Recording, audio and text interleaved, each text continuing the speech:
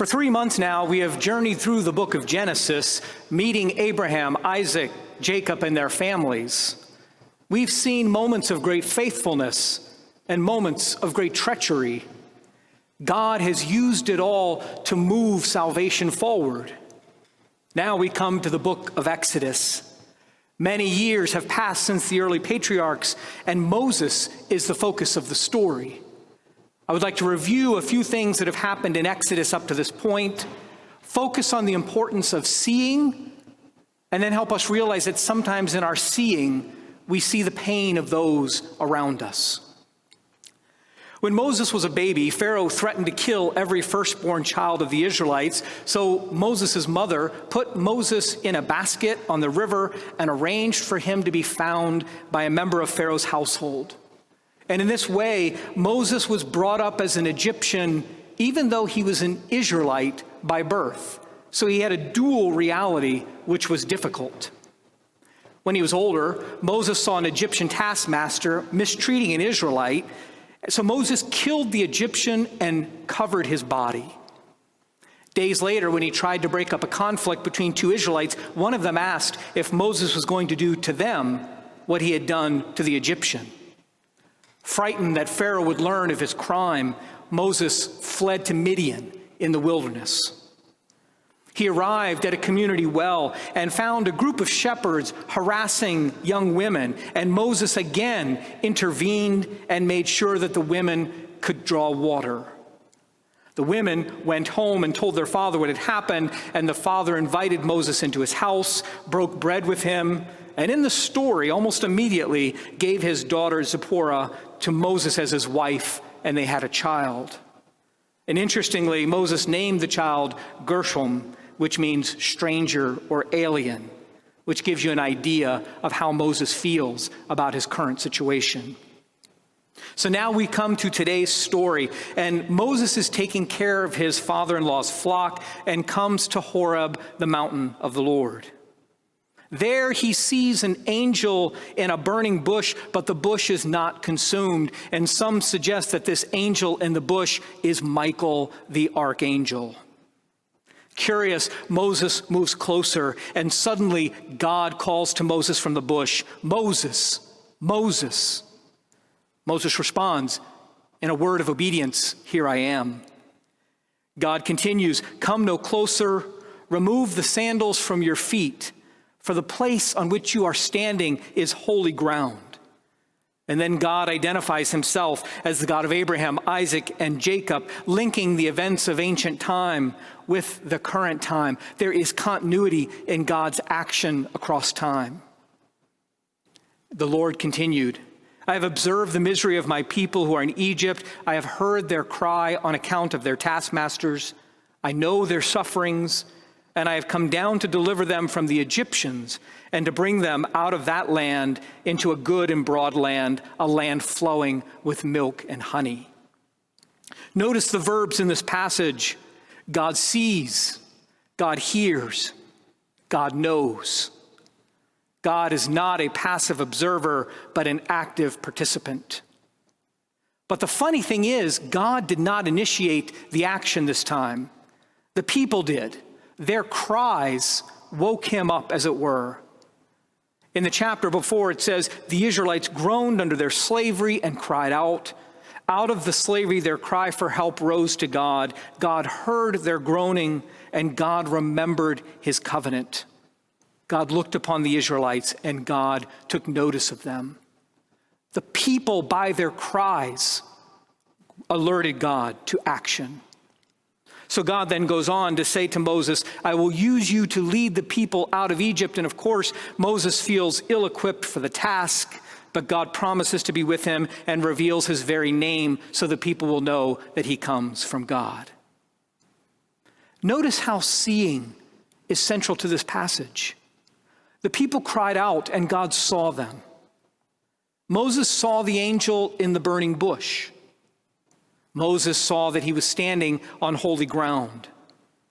And God saw that Moses was the right person for the task. Physical seeing, spiritual seeing, The spiritual journey is about paying attention and recognizing the presence of God in unexpected places. At a burial service recently, I said to those gathered, "This ground where we are burying your loved one is holy ground.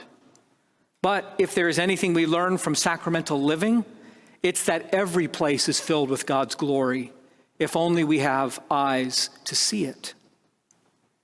I believe the time we live in is holy.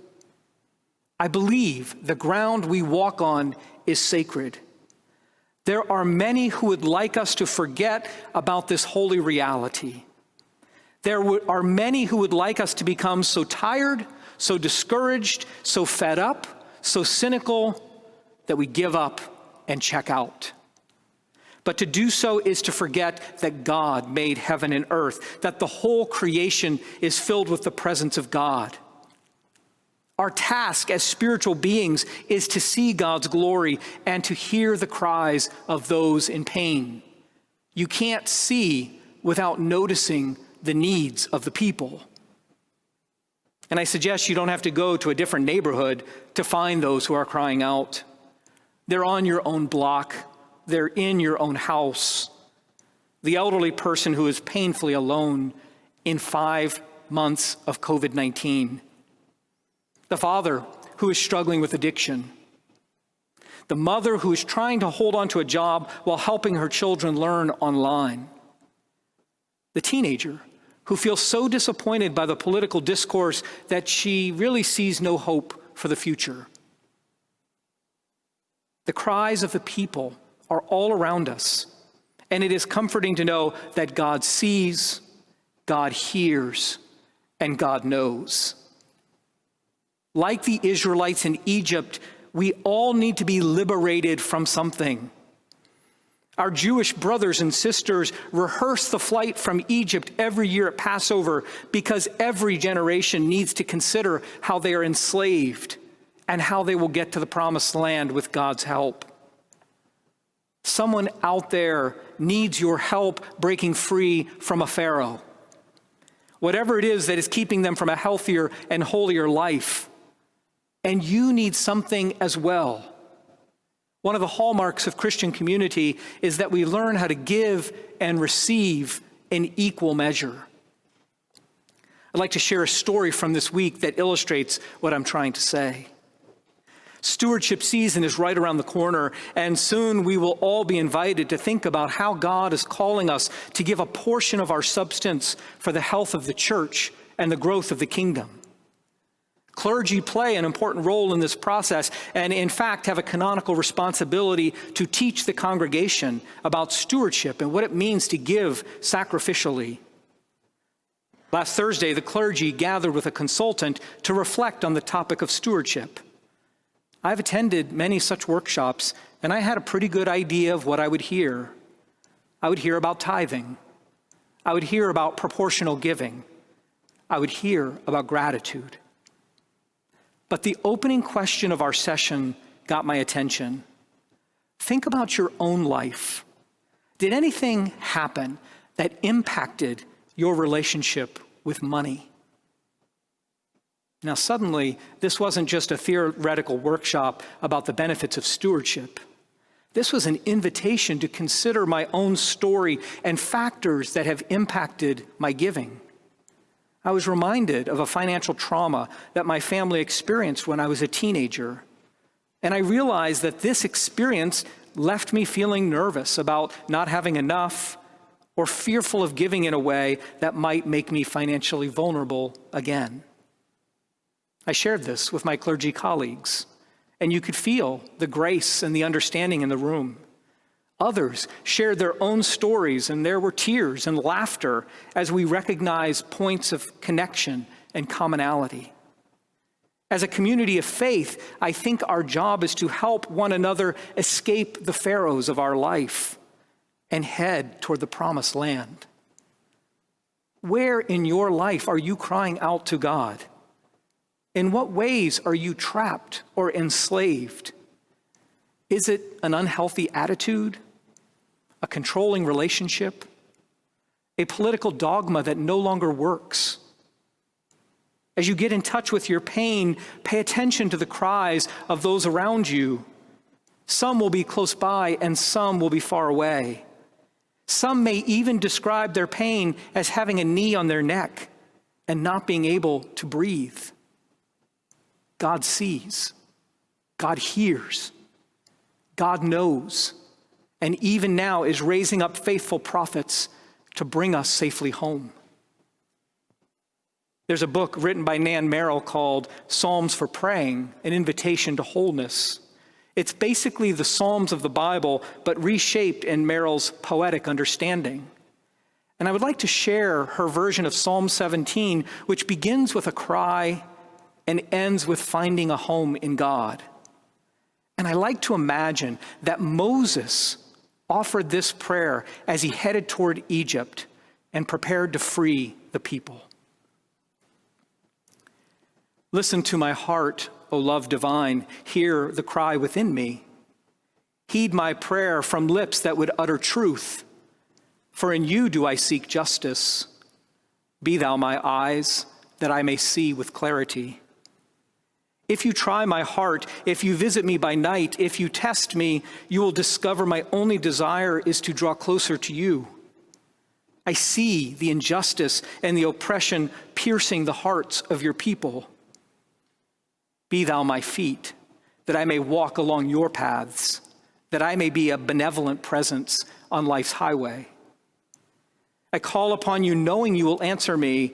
Heart of my heart, incline your ear to me, hear my words. Wondrously show your steadfast love. O love divine, you walk beside me, giving me strength to face the fears that dwell within. Keep me as the apple of your eye. Hide me in the shadow of your wings from all that would separate me from your love. Open my heart that compassion may be my companion. Where I meet pride, humble me. Where I meet anger, calm my fears. Where I meet injustice, cause me to act in love's way. May I be as gentle as the doe, as fearless as the lion, as faithful as the dog. Arise, O heart of love. Confront all within me that is not whole. Deliver me from deadly fears and doubts. Shine your light into my darkness. May my heart receive the bounty of your love. May my children and their children walk with you in gratitude and joy.